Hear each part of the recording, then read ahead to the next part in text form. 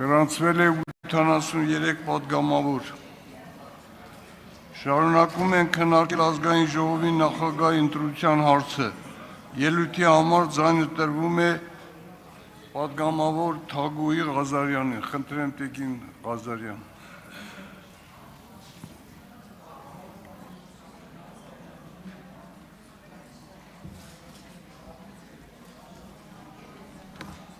Բարի ձեզ, բարի լույս, մեծարգո պարոն Հասանով, հարգելի գործընկերներ, Հայաստանի սիրելի քաղաքացիներ, նախ ուզում եմ շնորհավորել բոլորիս ընտրությունների կապակցությամբ եւ շնորհակալություն հայտնել բոլոր այն մարդկանց, ովքեր ջանք չխնայեցին, որպեսզի ընտրությունները անցնեն հնարավորինս ազատ, արդար, թափանցիկ, ներառյալ բոլոր պարկեշտ քաղաքական ուժերին, քաղաքացիներին, լրագրողներին, ովքեր ոչ թե հիբրիդային հարձակման գործիք դարձան, այլ պայքարեցին դրա դեմ, դիտորդներին, քաղաքասարակությանը, հատկապես իրավապահ մարմիններին։ Եվ թույլ տվեք օրը սկսել երեկվա օրվա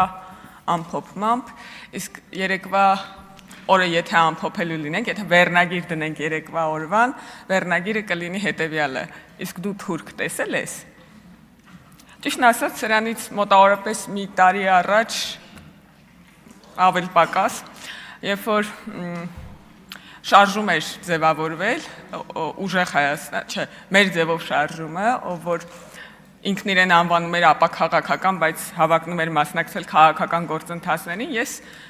ինքս ինձ հարց էի տալիս, զարմանում եւ զայրանում էի մեկ-մեկ, թե ինչպես կարող է քաղաքական հավակնություն ունեցող խումբը լինել ապաքաղաքական։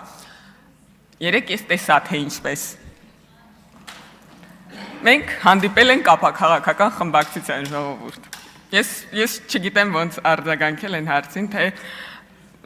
ոնց որ ով է թուրք տեսել, ով չէ, էլի, եթե քաղաքականության դեպատի ոնց որ հարցը դա է։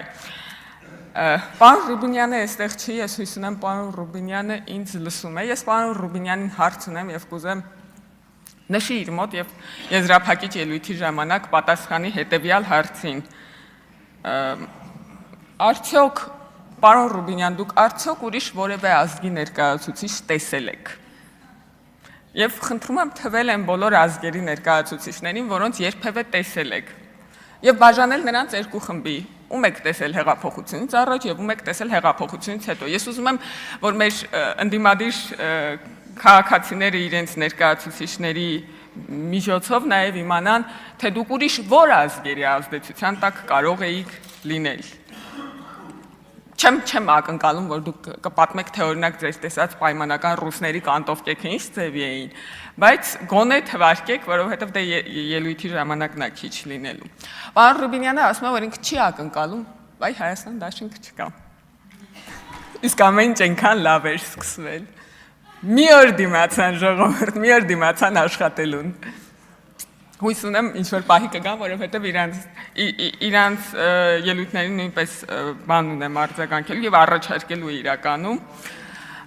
Պարոն Ռուբինյանը ասում է, որ ինքը չի ակնկալում, որ ընդդիմադիրները իրեն կընտրեն։ Ես համաձայն չեմ, պարոն Ռուբինյան, ձեզ հետ, եթե դուք ինձ լսում եք, ես ակնկալում եմ, որ ձեզ կընտրեն, որովհետև ընդդիմադիրները ուրիշ թեկնածու չեն առաջադրել եւ ես կարծում եմ իրենք էլ համաձայն են, որ խորհրդարանում չկա ավելի լավ ազգային ժողովի նախագահի թեկնածու, քան դուք եք։ Հիմա իրանք փոխոսնակի թեկնածու են առաջադրելու եւ առաջարկելու են, որ մենք կընտրենք եւ ես կարծում եմ արդար կլինի, եթե ձեզ ընտրեն, մանավանդ որ ուժեղ Հայաստան կուսակցությունը մի նոր մշակույթ է բերել, ընտրողներին տրակտոր։ Ես ձեզ ընտրելու եմ, պարոն Ռուբինյան։ Ես ձեզից տրակտոր չեմ ակնկալում, բայց խնդրում եմ, եթե այդպես է ձևը, ընտրողի ու չընտրողի միջև պետքա տարբերություն լինի, խնդրում եմ ինձ որպես ընտրողի արտոնություններ տալ, օրինակ, երբ որ ժամանակը սպառվի, թույլ տալ ելույթ ունենալ, իսկ ձեզ չընտրողներին ընդհատել կեսից։ Եթե տենց է ձևը, եկեք տենց աշխատենք, ժողովուրդ ջան, իսկ եթե ոչ, ես ակնկալում եմ, որ մեզ կընտրեն այնքան ընդդիմադիր պատգամավորներ, ինչքան ընդդիմադիր պատգամավորներ ակնկալում են, որ մենք կընտրենք իրանց առաջադրած փոխոսնակին։ Ես կարծում եմ դա կլինի որակյալ եւ այդ երեկվա առաջարկված մշակույթին համապատասխան ազգային ժողով։ Երեք Աննա Գրիգորյանը այստեղ կանգնած մեր վարկանիշի տատանումներից էր խոսում, դուք ասում եք 18-ին վարկանիշ ունեիք, 21-ին չունեիք, հիմա չգիտեմ ունեք թե չունեք, ոնց որ ժողովուրդ ջան, ձեր դարդը լացեք։ Մենք մեր վարկանիշը բարձրացրել ենք նախորդ ընտրությունների համեմատ։ Մենք 40,000-ով ավելի ձայն ունենք, դուք 130,000-ով ավելի պակաս ձայն ունեք։ Ոնց որ եկեք ամեն մեկս մի հատ մեր խնդիրների վրա ուշադրություն դարձնենք։ Լևոն Քոչարյանը ասում էր բանա. ԲՀԿ-ից մանդատները գողացակ։ ԲՀԿ-ից մանդատները գողացակ։ Ժորժ ջան, հիշում եք ոնց տեղի ունեցավ դա։ Եթե մի քաղաքական գործիչ կա, ով որ այդ 3 ընտրատեղամասերի ձայները համառորեն գրառումներով, լայվերով պաշտպանում էր, ասում է Ժորժ ջան, այդ մարդիկ ճիշտ է, ուշ են քվեարկել, բայց ազատ են քվեարկել։ Այդ քաղաքական գործիչը մեր կուսակցության փոխնախագահ Վահագն Ալեքսանյանն է։ Ասում էր եկեք չչեղարկենք։ Չէ, որ չէ,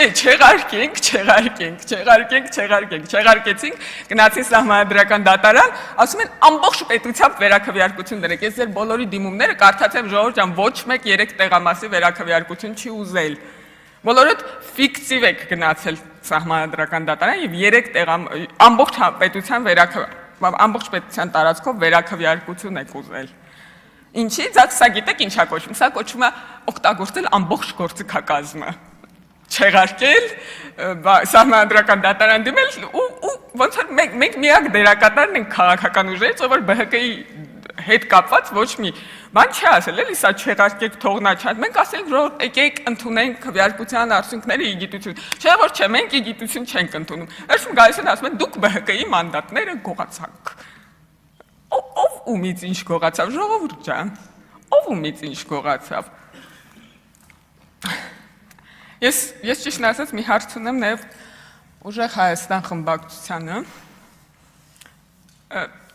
Ինչ կա հաջորդ վարչապետ Սամվել Կարապետյանից։ Կարա կեսօրվանից հետ հաշվարկ սկսեք։ Օրինակ մնաց 1786 օր։ Բայց 5 տարի հետո ոնց որ նորից կմոտենաք այդ ձեր զրոյական կետին, որի վերջացրել էր հունիսի 7-ին։ Հրաժարվեց քաղաքացիություններից։ Ինչի օրինակ միայն ընտրյալ ազգի քաղաքացիությունը չի պահում պարոն Կարապետյանը, այլ ասենք մի 4 հատ ուրիշ ազգերի, որոնք ըստ երևույթին, ըստ ձեզ պարոն Կարապետյան ընտրյալ չեն, իրանց քաղաքացիություններն էլ ապահում։ Չնայած ես կարամ վարկած առաջ քաշեմ, գիտեք, ես թվում է Սամվել Կարապետյանը ուզում է այս աշնան մի հատ Ռուսաստանի ընտրություններին մասնակցի։ Ինչի կարելի է 4 հատ պասպորտով Հայաստանի ընտրություններին մասնակցել, իսկ Ռուսաստանի քաղաքական աշխատանքներին չէ։ Եվ մի հատ էլ դեղա ուզում ուժերը փորձի, եւ մնաց քանի օր, մնաց մի տես մի 60-ի կարգի օր, հա, կարելի է հետ հաշվարկ սկսել մի հատ էլ այնտեղ։ Ես ճիշտ ասած մի հատ կարևոր հարցի վերաբերյալ առաջարկ ունեմ։ Երեք պարոն Գեղամ Մանուկյանը եւ այն մյուս մարդը, որ իր անունը կարդալիս չկանգնեց, որ հիշենք,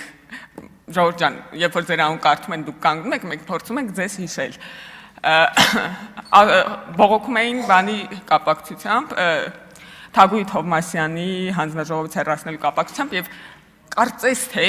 իրանք ստեղ չեն որ հաստատեն, հիմնավորում էին դրանով, որ իրանք հանձնաժողով չեն վերցնել, հանձնաժողովի նախագահություն չեն վերցնելու, ասում էին ինչ արել Թագուհի Թովմասյան, որ իրան հեռացրել եք նախագահությունից, այդ նիստը որ բացեք նայեք, կտեսնեք ինչ արել, հիմնական զեկուցողը Հովիկ Աղազարյանն էր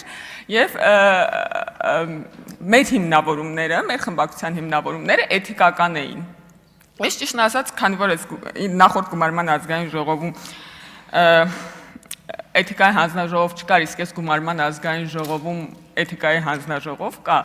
Ես ճիշտ ասած, տենց հրապարակային առաջարկ եմ անում քննարկման, առհասարակ պաշտոնյաների հետ կապված հարցերը քննարկել միայն էթիկայի հանձնաժողովի եզրակացություններից հետո, որտեղ մենք համամասնորեն ներկայացված կլինենք ընդդիմություն իշխանություն, բայց այդտեղ մի շատ բարդ բան է պետք անել, ընդդիմադիրներին պետքա գործի գալ, թե չէ մենք էլի մեծամասնություն կլինենք։ Այդ ոնց որ չգիտեմ հաղթահարելի խոչընդոտ է, թե ոչ։ Պարոն Վարդևանյան, ձեր երեկվա ելույթից ունես տպավորություն, որ սահմանադրական դատարան չեղարկել է ընտրությունների արդյունքները, բայց ոչ չեն ասում, որ տրամադրություններ չընկնի, չէ Ժողովուրդ ջան, եթե սահմանադրական դատարանը արձանագրեր, որ կեղծված է ընտրությունների արդյունքները, ոնց որ ուրիշ պրոցեսների մեջ կլինեինք, ոչ թե այսօր ես այստեղ ելույթ կունենայի ձեր առջև եւ մենք ազգային ժողովի նախագահ ընտրելիս կլինեինք։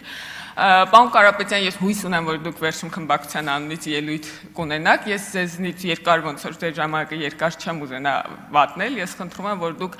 մեկ թիվ ասեք, թե քանի հայ սակրավոր պետք է զոհվի, որպեսզի ձեր խմբակցությունը իրեն երջանիկ զգա։ Ինչ վերաբերում է պարոն Ռուբինյանին, ես արդեն արձանագրեցի, որ իրեն պատրաստում եմ ընտրել եւ կարծում եմ, որ քանի որ միակ առաջադրված թեկնածունը լավագույն տարբերակն է, ոչ ոք ավելի լավ տարբերակ չի առաջարկել, եթե լիներ կառաջարկեի։ Եվ ես կարծում եմ, որ ճիշտ կլինի ակնկալել, որ ընդդիմությունն էլ ընտրի պարոն Ռուբինյանին այնպես, ինչպես իրանք հեսա ակնկալելու են, որ մենք պետք է ընտրենք իրանց առաջադրած թեկնածուին։ Շնորհակալություն։ Շնորհակալություն Տիկին Ղազարյան, ձայնը տրվում է պատգամավոր Արմեն Խաչատրյանին։